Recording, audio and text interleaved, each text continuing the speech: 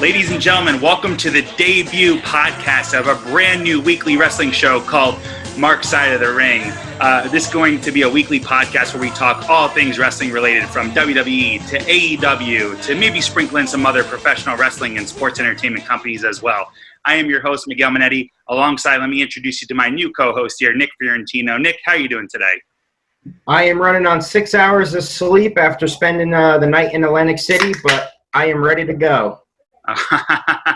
Looks like it. Looks like Nick is ready for a cold one and ready to talk all things wrestling. So I just wanted to give a special shout out before we talk about our debut episode. So this, like I mentioned earlier, will be a brand new weekly podcast on the TruExact radio family. So we want to just quickly thank Scott Gambino and the crew for allowing us this opportunity to come on here and talk about what Nick and I are definitely somewhat most passionate about besides football, and that's professional wrestling. So Nick, I'm excited for this, and I hope you are as well too, sir. Definitely. Yeah, let's kick it off. All right. So, ladies and gentlemen, today's episode, of course, we are hitting in the marks of Summerslam weekend. So what better way to kick off a brand new podcast than to talk about our Summerslam predictions? So we'll just jump right on into it, Nick.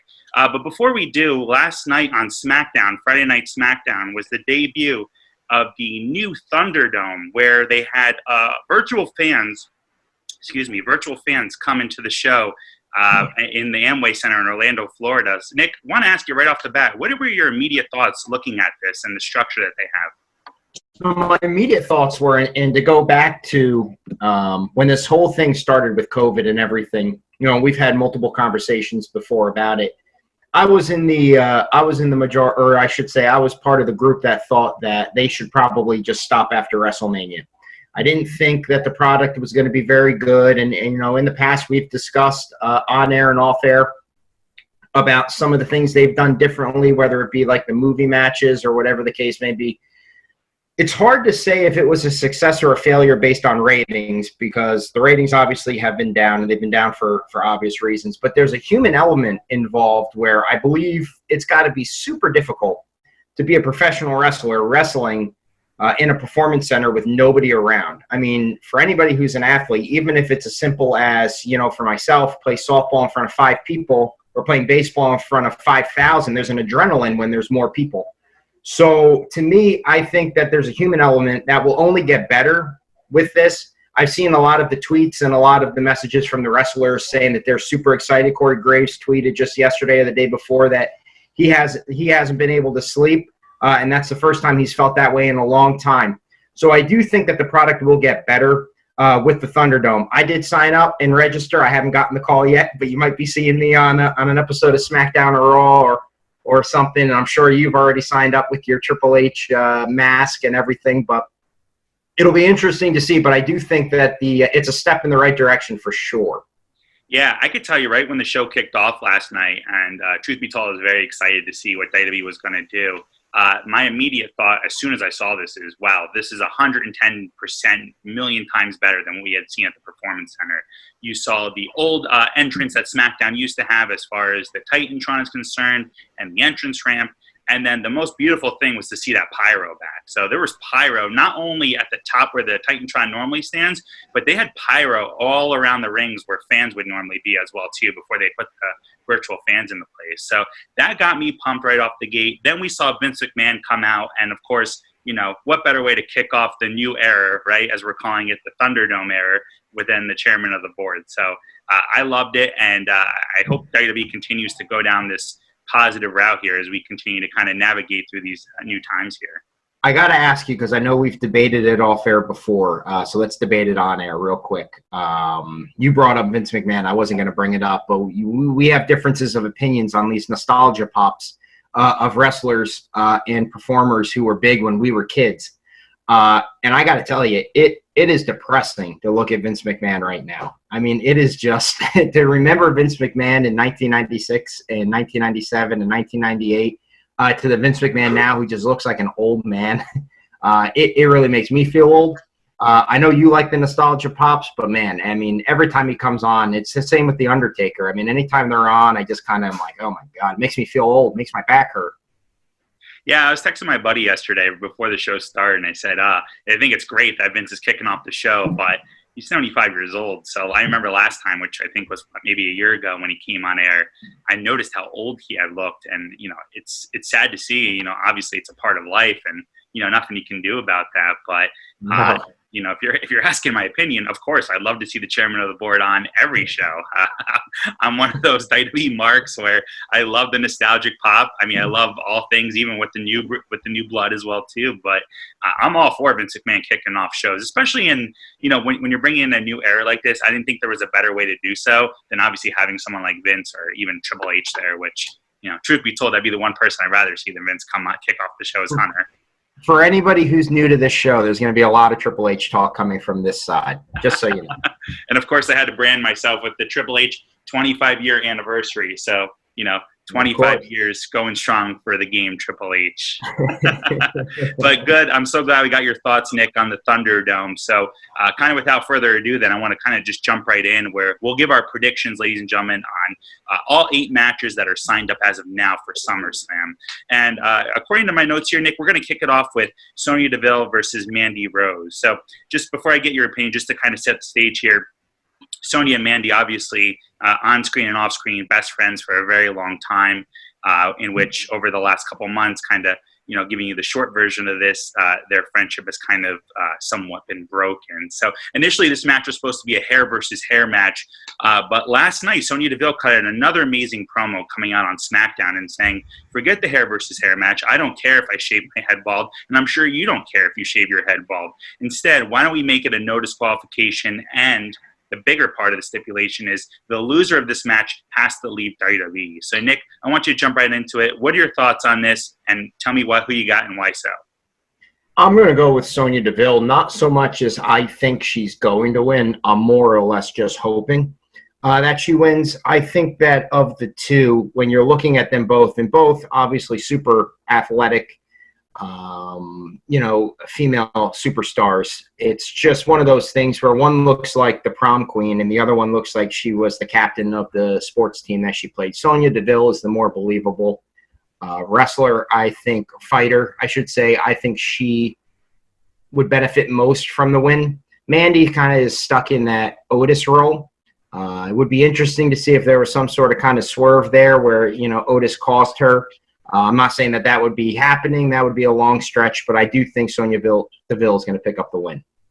Why do you think they switched from a hair versus hair to a no DQ loser leaves WWE match?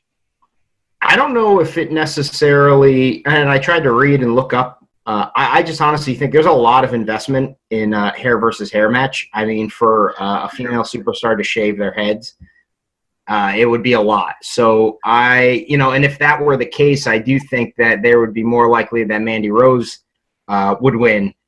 Sonya Deville, I think, would look better as a fighter with a shaved head, but I do think that Sonya Deville is going to pick up the win. I just think that maybe they thought about it and thought that it probably wouldn't be the best idea to do a hair versus hair match. You think they maybe both went to creative backstage and said something along the lines of, yeah, we talked it over, and I don't think either of us wants to go bald. We have lives outside of this. It's like the Arrested Development quote, I've made a huge mistake. It would not be good. Another great show as well, too.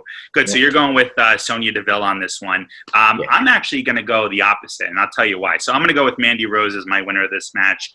And this will kind of tie into my theory as to why I think they changed the stipulation. For those of you that are watching and that don't know what happened, something serious did happen, of course, off camera with Sonya and Mandy this past week, where unfortunately it looks like somebody came in and tried to break into Sonya Deville's house. It was actually someone that had been stalking her, I had read, or we had seen on social media. Thankfully, Sonya was not hurt. Everything was fine.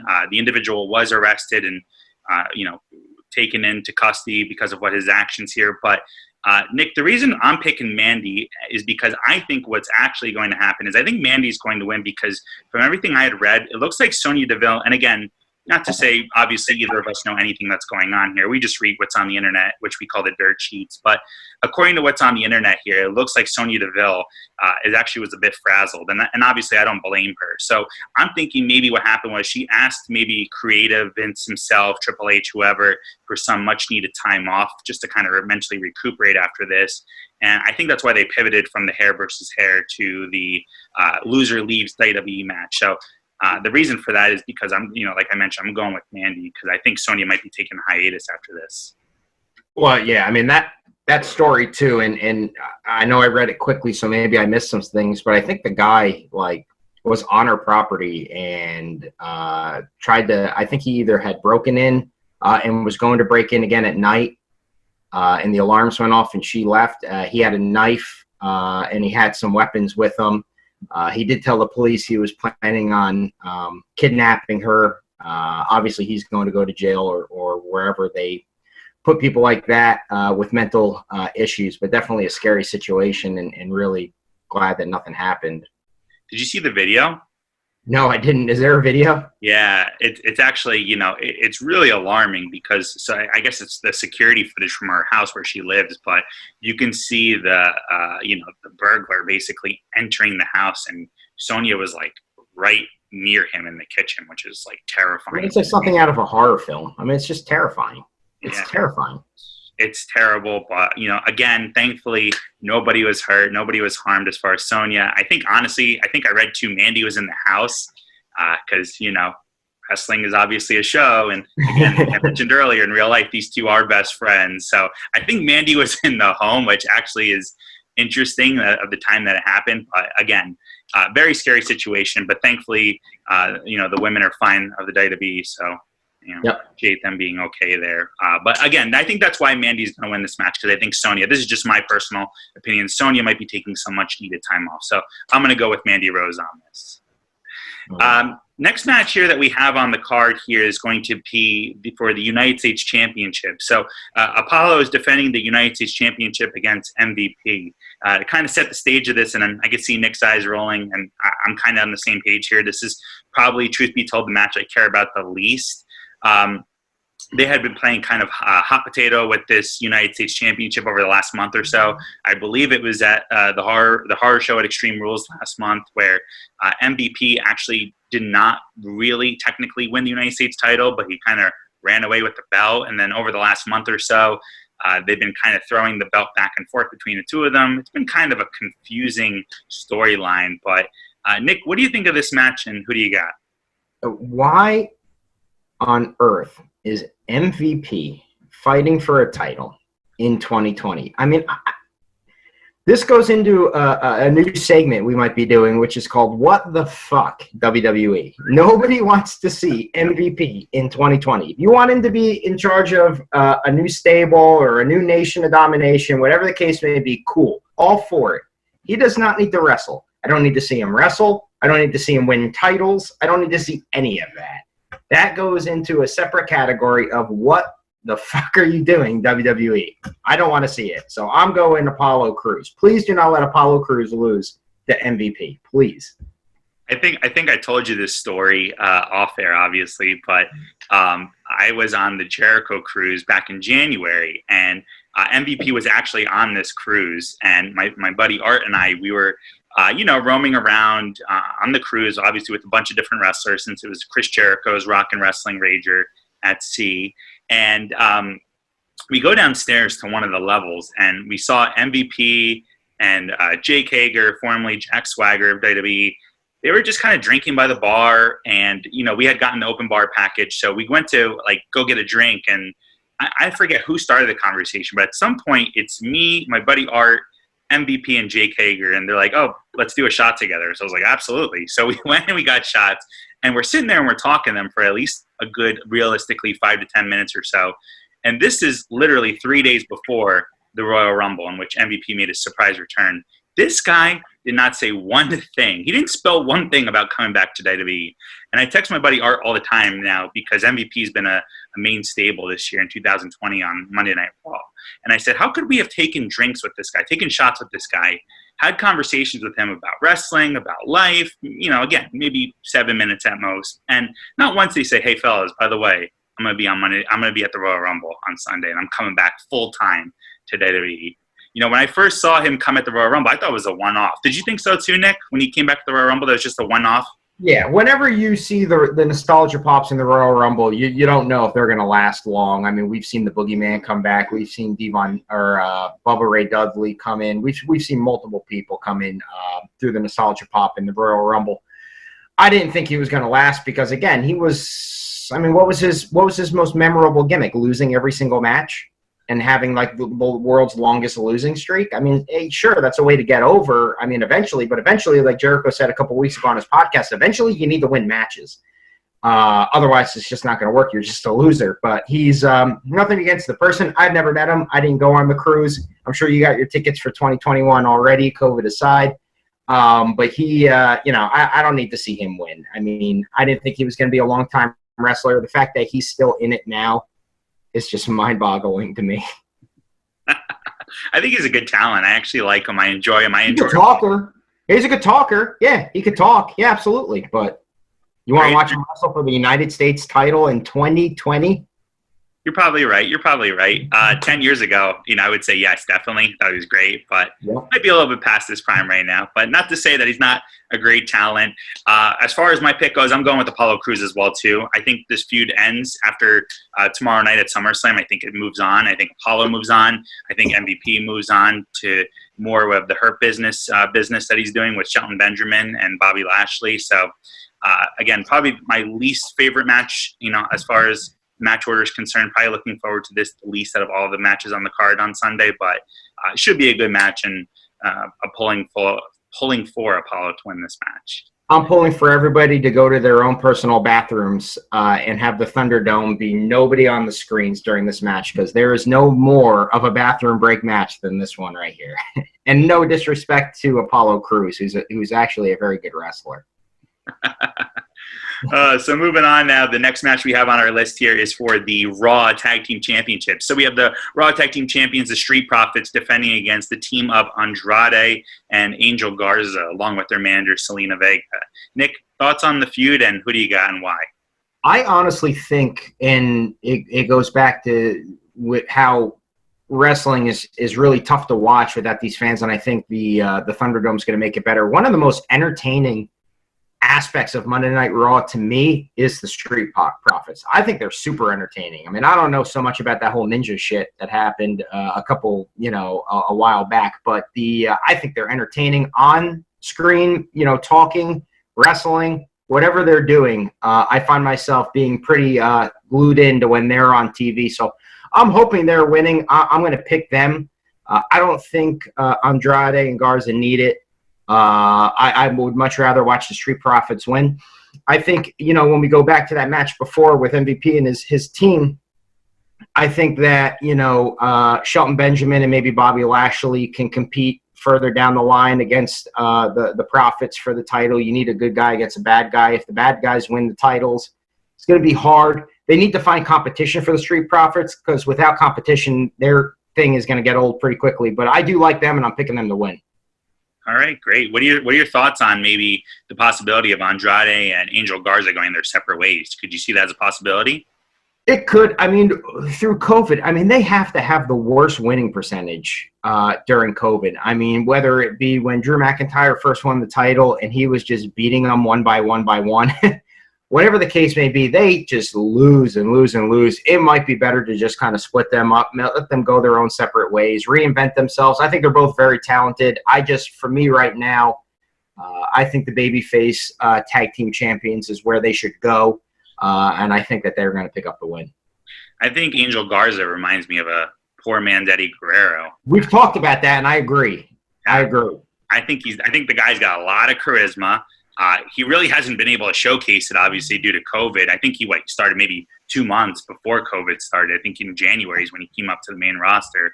But I remember when there was fans at ringside right before COVID, he would kind of come out and pick a pretty girl in the crowd and have her kiss his cheek, right, and kind of flex his muscles. And he did the whole thing where he tore off his pants type of thing, where girls were considering him to be a heartthrob. So I don't know if he'll ever get to the Eddie Guerrero level, obviously, but I think this guy bleeds personality. I think Andrade has a lot of personality too, but I think personality-wise, charisma-wise, Angel Garza is head and shoulders above Andrade. So it's definitely the 2020 version of Latino Heat with Eddie back when he was doing that gimmick. But no, I agree. I think he's super talented. Yeah, so I'm curious to see where they go with the storyline as well too. I think this is another one of those storylines that maybe blows over at SummerSlam and kind of ends. I'm going with the Street Profits to retain as well too, kind of for the same reasons that you are, Nick. I think that Andrade and Angel Garza kind of are going to maybe, if not split off, they're going to kind of maybe just head into a new direction. I know on Raw the last couple of weeks they've been talking about the fact that somebody had poisoned one of the Street Profits, right, Montez Ford, and it came out through the security cam that it was Zelina Vega. She was shown backstage sprinkling a little something into his drink before his pre-match, before the match, I should say, and obviously she got her comeuppance from Bianca Belair, which is Montez Ford's wife. But I think this feud probably ends at SummerSlam. Nothing like an attempted murder angle in 2020 WWE, but yeah. And just by the way, ladies and gentlemen, for those of you that are, obviously new to our show and new to Nick here, Nick will be the sometimes anti-WWE, making fun of, poking fun at it. And I'm sure he'll accuse me of being more of the pro-WWE storyline. You definitely are. I mean, you're definitely pro. We'll learn that you're definitely pro about one aspect of a WWE, but maybe Triple H, the man of many H's. But yeah, no, it's. I feel like I'm more a realist. I mean, I understand. I know the show's called Mark's Side of the Ring. We know wrestling is scripted. We know it's not real. But there needs to be some sort of could this happen in real life for me to kind of find it believable. I attribute it to. So here's the perfect example. I don't believe in paranormal activity and stuff like that, and ghosts and all those different things. So those kind of movies don't scare me as much as something that I think could happen in real life. So it's the same kind of aspect. Absolutely. Yep. Yeah, I totally agree with you. So let's move on to the next match, Nick, which is going to be Bayley defending the SmackDown Women's Championship against Asuka. And this is an interesting storyline. So to kind of just, again, give you the short version of how this all came about. So Sasha Banks, which we'll get to in a little bit as well, too. Sasha and Bayley are the WWE Women's Tag Team Champions. Sasha's the Raw Women's Champion, and Bayley is the SmackDown Women's Champion. So Sasha and Bayley hold all the women's gold on the main roster of WWE right now. And Asuka is actually going to be Asuka is actually going to be challenging both Bayley and Sasha Banks for both of their respective titles. So the stipulation was on this past week on Friday Night SmackDown that whoever would beat Naomi faster between Sasha and Bayley would get to go second against Asuka. And Sasha beat Naomi in, I think, 3 minutes and change. And actually, Naomi ended up upsetting Bayley. So because of that, Bayley has to put her title again on the line against Asuka first. So I want to get your thoughts on this match. Who do you got, and what do you think so far? We've talked multiple times before about where this storyline with Bayley and Sasha is going to go. And we know it's going to go with them two feuding against each other. At some point, we need to see something happen. I think that it's been teased time and time again. And I'm the biggest fan in the world of when WWE has these slow storyline builds, whether it be Triple H, Batista, Macho Man, Hulk Hogan, the list goes on. But when they take their time, it's phenomenal. Daniel Bryan, Triple H, anything. I think at this point, we need to see something concrete that has us believe, hey, they're starting to, the cracks are starting to come. And I think it's going to come in the way of Bayley picking up the win and Sasha not. Spoiler alert to that next match that we're going to talk about. But I do think that Bayley's going to pick up the win.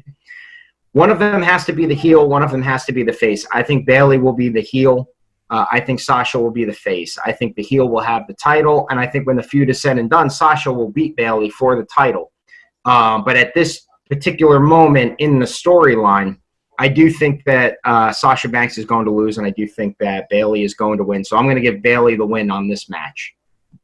Okay, what are your thoughts on the feud? I know you mentioned that obviously it's been a slow build between the eventual breakup between Sasha and Bayley, being that they're best friends. But putting that aside, go ahead. No. Wait, I not to jump in, but I think it's great, and I think that this could be the New Year's resolution Batista Triple H part in the match. And what I mean by that, and I know because you're a Triple H guy, but Triple H could have saved Batista way back then, and he didn't. And I think that this could be a situation where maybe Sasha Banks helps Bayley retain the title, but Bayley's either preoccupied or something happens and Bayley doesn't help Sasha retain the title. And I think that could start to be the little chink in the armor to kind of bring the whole thing down. Yeah, it's funny you said that because I kind of thought of the same stance as well too. So, to give you a prediction, I think Bayley is going to retain against Asuka, but I do think Asuka is going to beat Sasha, and I think it's going to be something of that nature as well too. Because when I was thinking about this, I said, obviously, like you mentioned before, in any good storyline, somebody has to be the good guy, right? Good girl. Somebody has to be the bad guy, bad girl, face and heel type of thing. And I think naturally it just makes sense for Bayley to remain the heel, and I think for Sasha to be the face in this, because I think Sasha, and not that Bayley doesn't play a good face, but I think it just naturally, the way the storyline's been progressing, I think it makes more sense for Sasha to end up going to that face turn where fans can empathize around her and what happened to her, and obviously have Bayley continue to be the jerk that she's been over the last year or so. So, I think Bayley is going to obviously win here, like I mentioned earlier, but I do think Asuka's going to beat Sasha for the Raw Women's Championship and kind of regain back that Raw title that she's held. You said your thoughts about the slow build too, right, earlier, and I agree with you. I think this has been one of the most tremendously slow build, and I mean slow with a capital S, right, between Bayley and Sasha. On screen, they've been best friends for 5 years now with really no ruffles in between, right? No chinks in the armor in between. But I think SummerSlam might be the coming out party for them where, and to mention too, we didn't even mention this yet, the pay-per-view Payback, which is actually going to be a week later, they've already put a stipulation. I don't know if you know this, Nick, because it just came out, but they put a stipulation that Sasha and Bayley have to defend the tag team championships next Sunday on Payback. So this could... I didn't know that, but this is awesome because it kind of plays into what we're talking about. And I do think that now even more so, without knowing that information that you just broke, but now I really think that that's going to happen. Yeah, because I think it makes perfect sense, right? Bayley somehow, maybe, I don't know if it's clean or interference, whatever. Like you mentioned, Sasha helps Bayley with interference and helps her retain the SmackDown Women's Championship.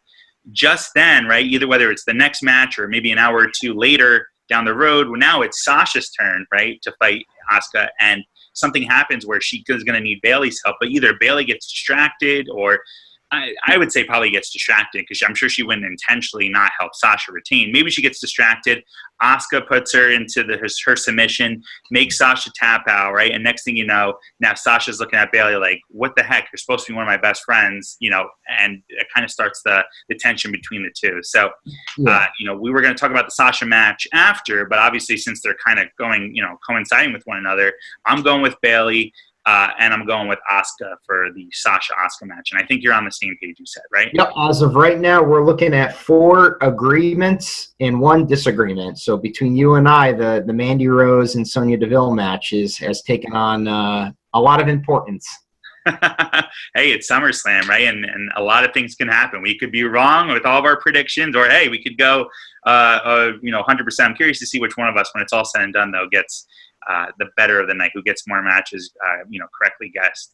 Speaking of SummerSlam, though, Nick, I want to pause really quick because, you and I, like we mentioned at the top of the show here, we've been lifelong WWE fans, and SummerSlam is probably arguably the second or maybe third after the Royal Rumble biggest event that WWE has had to offer, with its incredible history going back from the late 80s. I think maybe 88 was the first year of SummerSlam, which would put us, the 31st edition of SummerSlam, 31st anniversary. I want to just ask you right off the bat, Nick, if you had to pick one SummerSlam match, right, in the 31 years, and I think it's 31, what match would you pick and why? It's such a tough question, and I kind of consider myself, for sure, a wrestling historian in a lot of ways, at least with WWE. I've been a WWE fan. I'm 34 years old. I've been a WWE fan as long as I can remember. I know you have been a fan for a long, long time as well. It's hard for me to say what I think the best match of any SummerSlam of all time, period, end of statement, is probably going to be, to me, either Bret Hart against the British Bulldog or Shawn Michaels against Triple H in the street fight. And I hate to say that because I'm looking at your dumb smile and I just want to slap you. But that probably to me is definitely going to be one of the best matches. The build, again, the slow build, great build. But if you're looking at like the most memorable event to me, I mean, the 6-year-old me for the SummerSlam with the match made in heaven and the match made in hell, Big Boss Man versus the Mountie and the loser goes to jail, Virgil versus the $1 Million Man, Bret Hart versus Mr. Perfect. I mean, to me, that is, if I'm on a desert island and I can bring one SummerSlam with me, it's that one. Is it the best from a match standpoint? No, I don't think so. I think the 2002 with Brock and Rock is the best SummerSlam from top to bottom. And again, Triple H, Shawn Michaels, I mean, the list goes on. That was great. But man, SummerSlam, you said the Royal Rumble is number 2. To me, SummerSlam's number 2, and it's always going to be number 2. I mean, I love the Royal Rumble match. It goes above everything. But SummerSlam is summer WrestleMania. I mean, it really is. When WrestleMania ends, it's the storylines and the builds and the matches to SummerSlam. That's the summer classic, and I love SummerSlam. So I'm super excited for tomorrow. I know it's a long-winded answer where we covered a lot of different things, but Bret Hart, British Bulldog, Shawn Michaels, Triple H. I can't pick a favorite. They're both great. All right, well, I was only going to give one, but since you're giving 2, I'm going to go with 2 as well, too. So for me, right, and you gave a lot of really great points and answers, so I appreciate that. But for me, it's a toss-up between Triple H and Shawn Michaels, like you mentioned, right? That streak. Hold on, before you say the other one, if you say Triple H and Booker T, or when Triple H wins the Elimination Chamber, I'm going to slap you. But go on. I don't mean to interrupt. You're going to respect the other one. To me, right, and I probably would go with Triple H and Shawn Michaels as the best SummerSlam match from, the way the storyline was built of Shawn Michaels returning to the ring, right, just to be turned on by his best friend and the leader of D-Generation X. They were co-leaders together. For Shawn Michaels to make a one-night appearance, and it ended up being a magical match, right? All the stars were aligned that night, and it ended up causing Shawn Michaels to want to come back full-time for his second run for the next 6 years or so, which was fantastic. Looking back on that, that might be the best SummerSlam match of all time.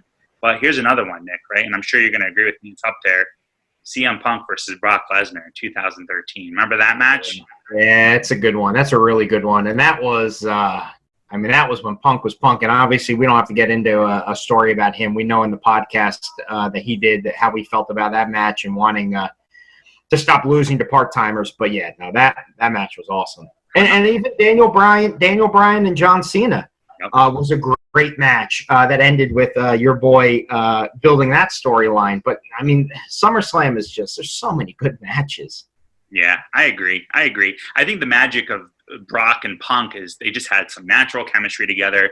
It was, I believe, also a street fight as well, too, right? And I know Brock ended up F5ing Punk onto a chair, which was a brutal image, if I remember correctly. I mean, I think his head smacked the hell against that chair and hurt him really bad. But that match was fantastic.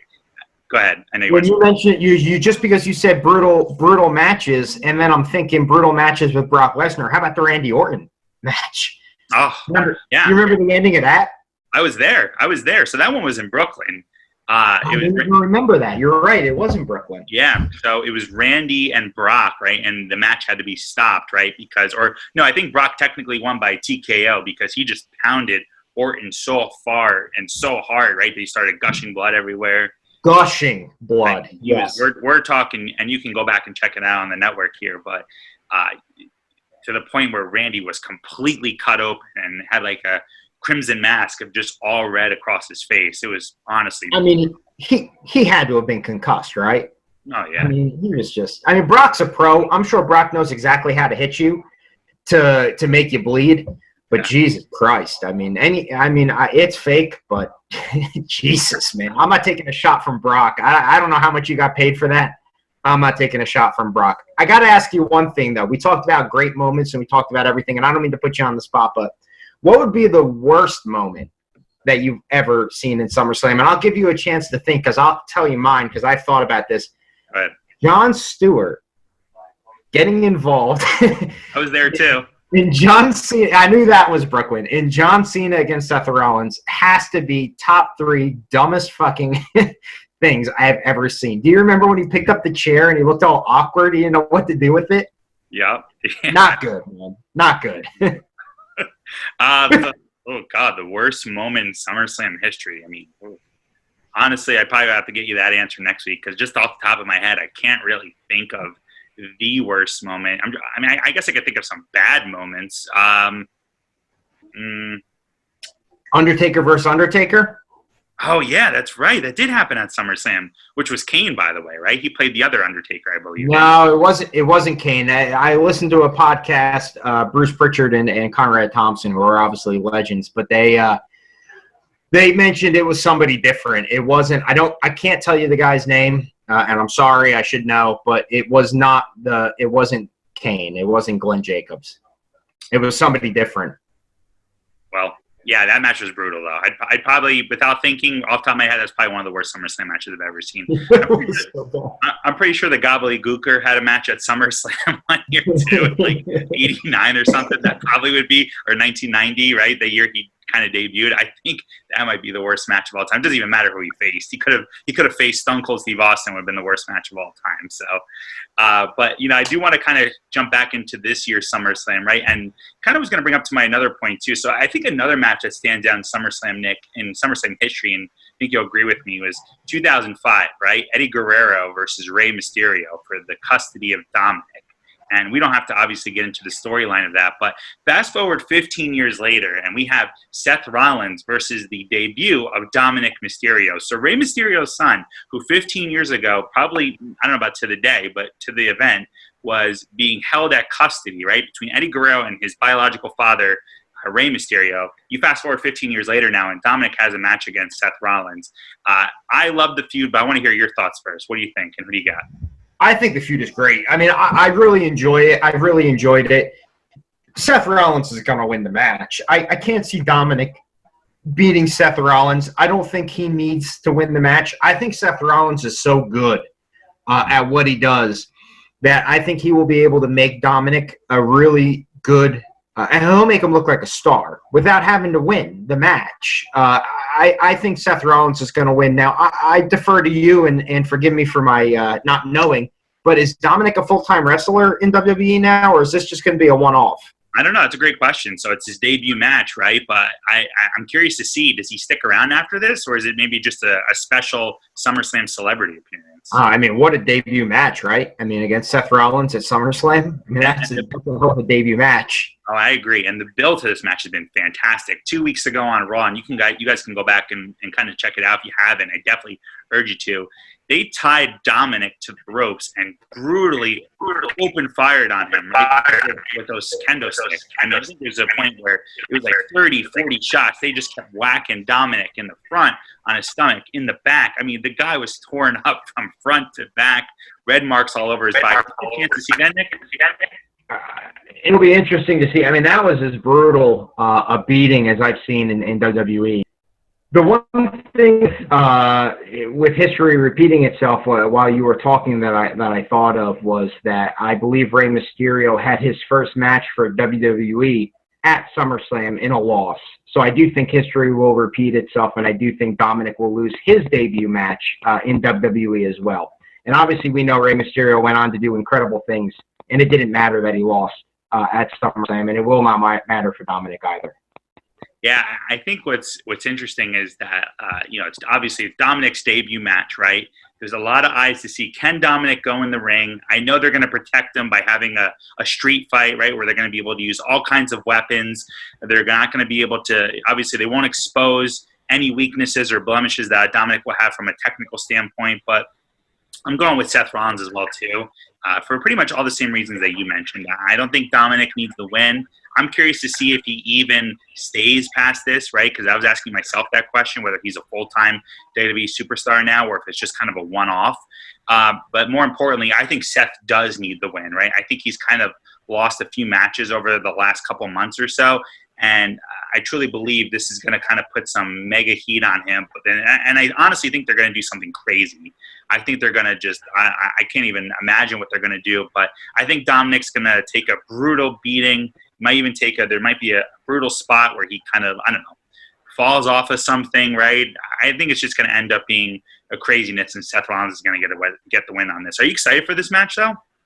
I am. I'm excited to see how Dominic does. I think we talked in previous shows. He trained with Lance Storm. His father's Rey Mysterio. He obviously has a pedigree that I think is going to be really, really, it's going to show. I'm looking forward to watching him wrestle. I'm looking forward to this match in particular. Do I think it's going to be the best match on the show? No.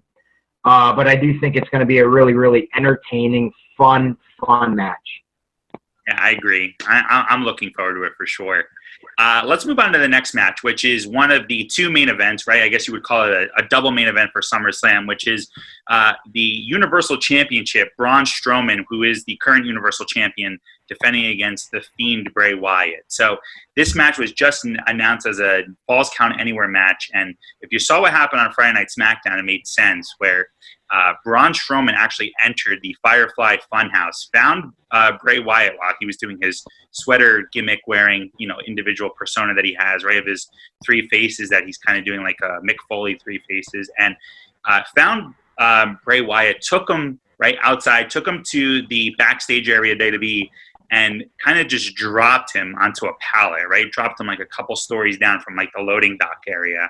The ambulance comes, right? They take Bray Wyatt away because he had either broken his legs or suffered a concussion or what have you.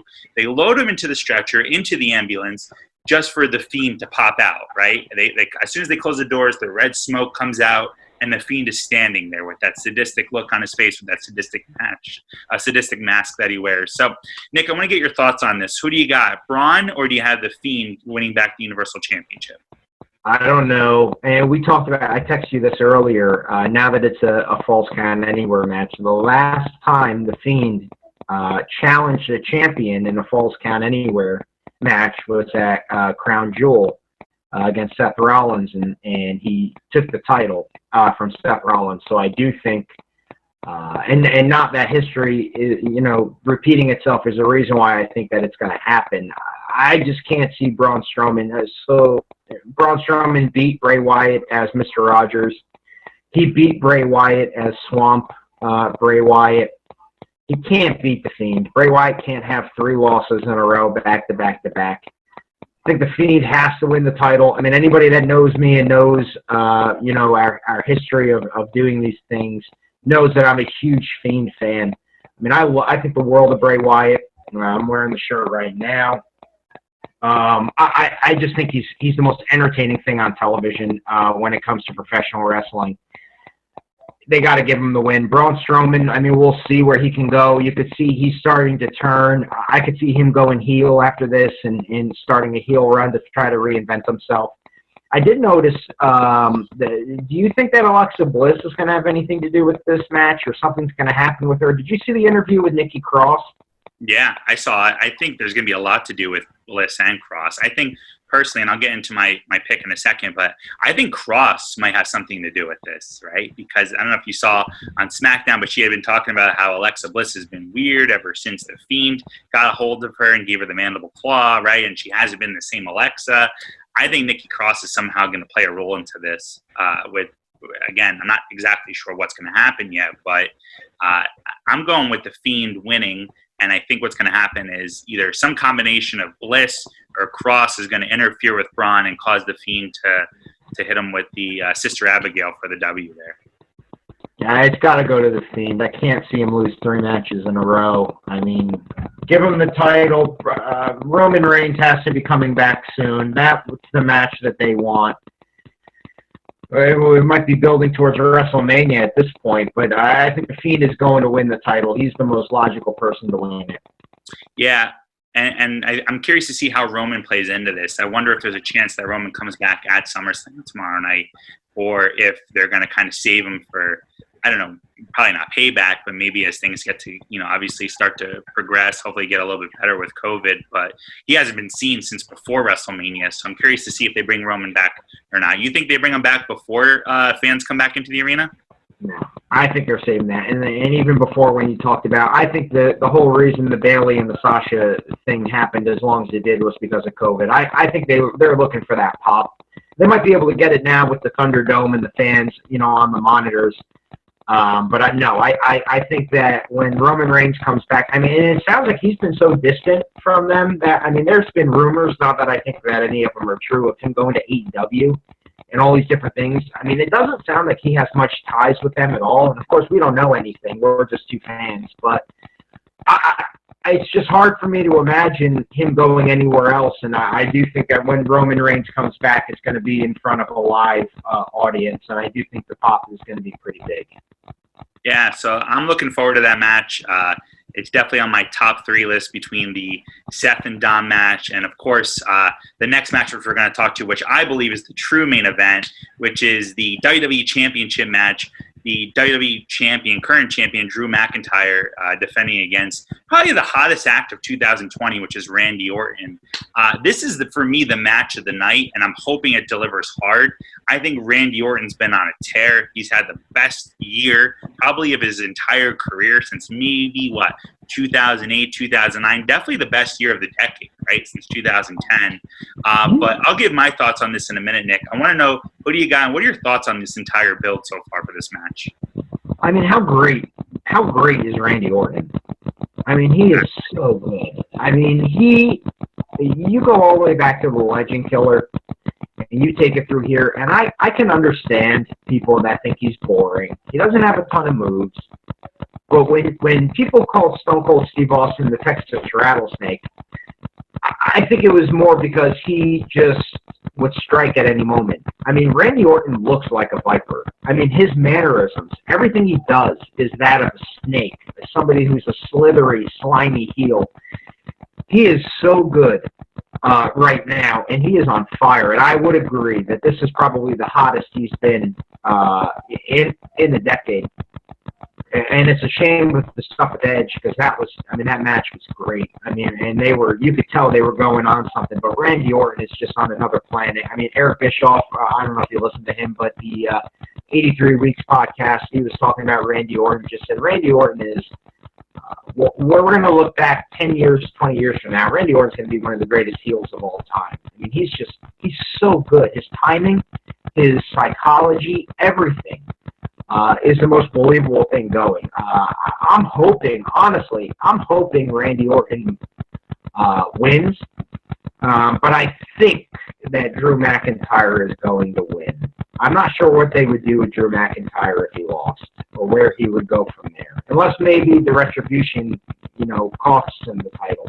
I don't know. So you're going with Drew, huh, as your official pick? I think Drew McIntyre is going to win. Okay, interesting. So this will be the second match we disagree with, it sounds like, because I'm going with Randy Orton. And I'm going for the obvious reasons. I think, unfortunately, the Drew McIntyre area has been somewhat of a bust. And not to say it's his fault at all, because I truly don't believe it was his fault. Obviously, they were gunning for something big at WrestleMania, right, with him being crowned the rightful champion by defeating Brock Lesnar in front of 80,000 people. I think that momentum would have taken him to that next level here. But I think, unfortunately, they're looking at, with the ratings being as what they are, right? And obviously they're introducing the Thunderdome, which will hopefully spike the ratings. I think they're going to go with the man that's been consistent, right? The consistent draw for WWE on for the last, 18, 19 years now, and that's Randy Orton. And normally we could probably say, okay, well, they're going back to that, one too many times because it's Randy Orton and he's a 14-time WWE or 13-time WWE champion, maybe going on his 14th time tomorrow night. But this year has been something special, right? And it started back in January. It started with the whole Edge thing.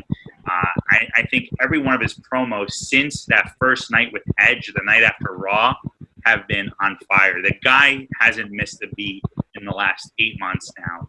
And that's gone with COVID, right? When they had to go to the Performance Center and they had to pivot with no fans at first. I mean, nobody in the building at first, to then having just kind of their own talent in the building as, pseudo fans now going to this Thunderdome. This guy is money this year. I don't know what happened to him, I'm so glad it did, right? He's been on fire. His promos have been on fire. His storyline with Ric Flair, which I think adds another wrench, monkey wrench to the entire storyline, whether the fact that he punted him and the lights flickered because of Retribution, whether that was a setup or not, right? I think that'll remain to be seen, whether Ric Flair continues to be part of his act or not. But I think Randy Orton gets crowned the WWE champion. I think we move to the what we call now the Thunderdome era with Randy Orton on top from Monday Night Raw, which I think, again, I think McIntyre will probably get his rightful rematch, and they'll probably progress the storyline down the road. But, Nick, I think you've kind of already said it a couple times, but you got to agree with me, right? This has got to be Orton's best year of the decade. It's definitely his best year, but I'm interested in why. So you mentioned that Drew McIntyre's run hasn't been successful. Ratings aside, which you can't really count because it's more we both agree that the ratings dropping has been more to do with COVID than anything. We would both agree on that. So I don't know how, and I'm not saying I disagree with you, you might be right, but I don't know how you would speak to Drew McIntyre's run. Was it a success? Was it a failure? Usually you know it's a failure, or you know it's going sour when the fans start to turn on him, but there's no evidence of that. There's no proof of that. Yeah, I think you're right. I mean, I don't think there's an actual answer whether it's been, right, successful or non-successful, but I think WWE, right, if I'm Vince McMahon, if I'm Triple H, I'm the powers that be in charge, I'm going with the guy that I look at every Monday night, and he's cutting phenomenal promos. I mean, he's always had great wrestling matches. Even in the mid-2010s when he's been kind of boring on the mic, he's always had great matches, right? He's a proven commodity. He's a draw. I would say he's probably right on the verge of being that crossover level type of WWE superstar, right? Maybe he hasn't gotten the exact fame that, like, obviously John Cena or The Rock or Hogan has gotten, but he's definitely a household name. People know who he is. If I'm WWE and I'm looking to go into this Thunderdome era where I'm going back into the Amway Center in Orlando, I'm looking to put virtual fans in. I got my pyro. I got my entrance. Now I need my WWE champion. I'm going with Randy Orton in this case. And again, it's not Drew McIntyre's fault, but I think the powers that be have said, you know what? It's not McIntyre's fault, but the one guy that's profited since the start of COVID has been Randy Orton. And I don't think you could disagree with that. No, well, we're talking about a company, and I don't want to bash WWE because I'm a WWE fan. I mean, I like to joke with you, but we're talking about a company that wants to build new stars and then return Shane McMahon. They will consistently go back to the well if they are nervous, if they're afraid, if they don't think something is working. They will go back to old reliable. And old reliable is Randy Orton. So, like I said, I mean, I'm rooting for him. If he wins, that's great. If he doesn't, that's fine too. I'm interested in seeing where they go with it, with both people in their own respective storylines. But Randy Orton is as reliable as they come, so it would make total sense for him to win. So, last thought on this, but do you think it's a mistake from a creative standpoint to take the belt off of Drew right now? If you're going to take the belt off of Drew, it needs to be in a way where it sets up Drew's next storyline. Whether it be, we have a pay-per-view coming up called Retribution. Or, I'm sorry, the group is Retribution. The pay-per-view is, I apologize. Okay. But it'll be interesting to see. I mean, do they come out? We saw on yesterday that, they continue to come out. Wrestlers had to come out. They had to almost do a lumberjack match to keep them away, Retribution. So it'll be interesting to see if maybe Retribution costs somebody a match and it sets up like a 5-on-5, maybe even, and I'm going a little bit farther ahead, but maybe every Retribution member who gets pinned has to remove their mask. I don't know. It'll be interesting to see what they do with this Payback pay-per-view. But I think if Drew McIntyre loses, I think Drew McIntyre is going to lose in a way that sets up his next feud with either the Retribution or whoever it may be. Last question for you on this. What match are you looking forward to the most? Is it the Drew Orton match? It's hard. I think the match I'm looking forward to the most is probably the Seth Rollins-Dominick match because I really want to see how it goes. Yeah. If you ask me what I think the best match is going to be, well, I think if two people really, really like each other, it brings out the best in them. So I think a dark horse candidate for best match of the night is going to be Sonya and Mandy. I really think that match would be really, really good if they give them enough time. I think that match could be really good. But the match I'm most looking forward to is Seth and Dominic. What about you? Yeah, for me, it's Drew and Orton. I think it's a showdown match. I think WWE is at its best when you can't predict what's going to happen. And in this case, like, we've just been kind of debating about the last 20 minutes, it could go either way, right? Drew could walk out tomorrow night still the WWE champion, continue in the Thunderdome era, and kind of get a really great reception from the fans, right? Great response from the fans.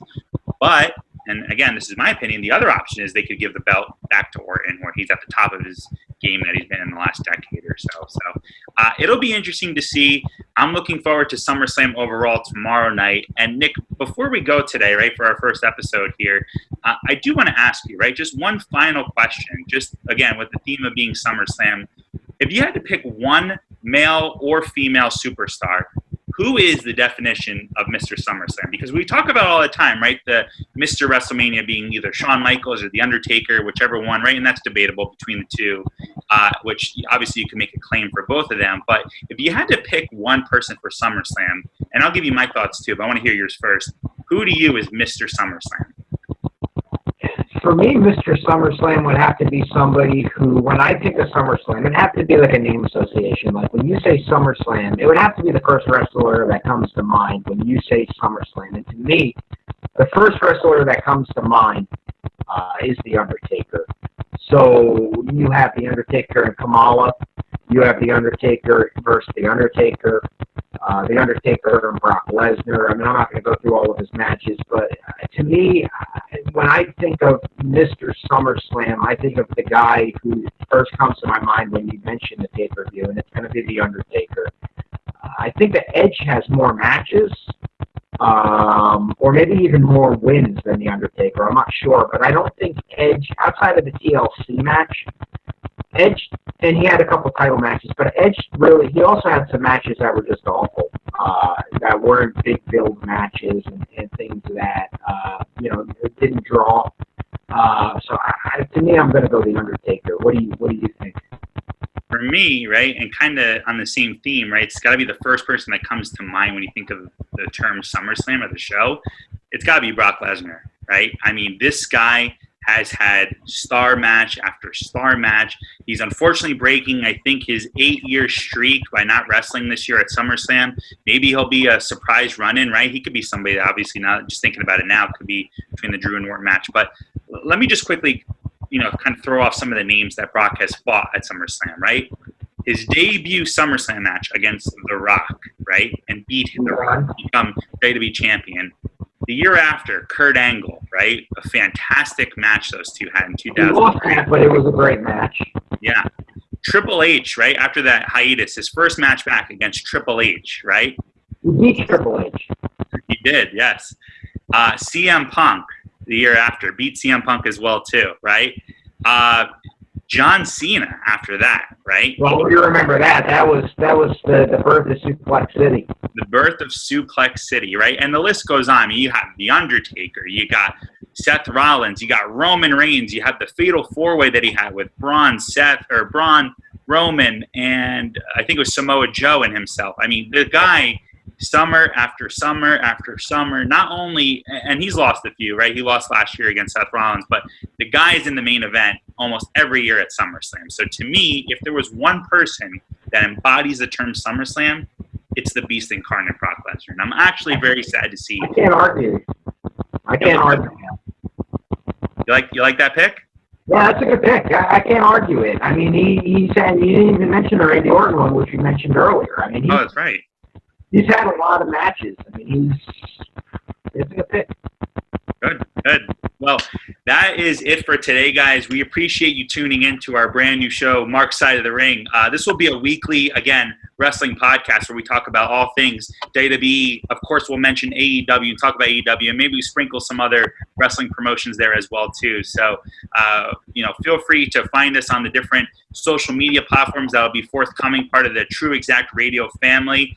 And Nick, for us, I want to say thank you, right? And I want to say I enjoyed this conversation, and I look forward to our topics next week. So thank you for your time. Absolutely look forward to debating you on the pros and cons of professional wrestling and all things professional wrestling. All right. Thanks, everyone. Have a great day. Thank you, guys.